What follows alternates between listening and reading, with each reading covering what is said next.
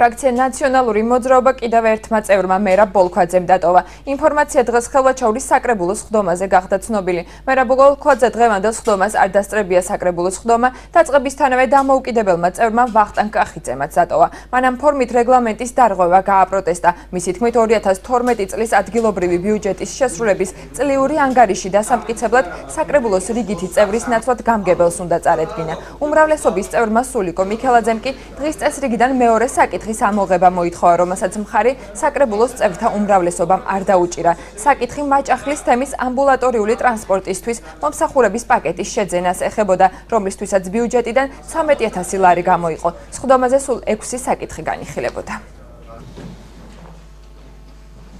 მეორე საკითხის ამოღება დღის წესრიგიდან იმის გამო, რომ ჯანდაცვის სამინისტროსა და ხელვაჩაურის მუნიციპალიტეტს ერთობლივად ემსჯელა, როგორ უფრო უკეთ მოემსახურებოდა მაჭახლის ხეობას ხელვაჩაურის მუნიციპალიტეტის მიერ გადაცემული სასწრაფო სამედიცინო დახმარების მანქანა.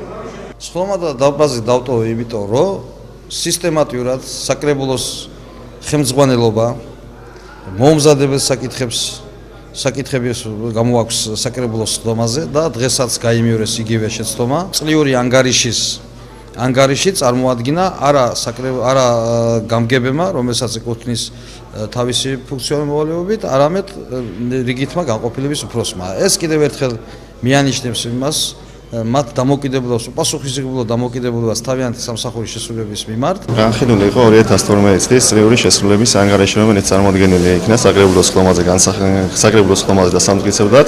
წარმოადგენილი იქნა საფინანსო სამსახურის მიერ, ძირითადად შესრულებული იქნა წლიური შემოსავლები 101%, ხოლო ხარჯვის ნაწილი 82%, რაც დადებითად შეფასდა.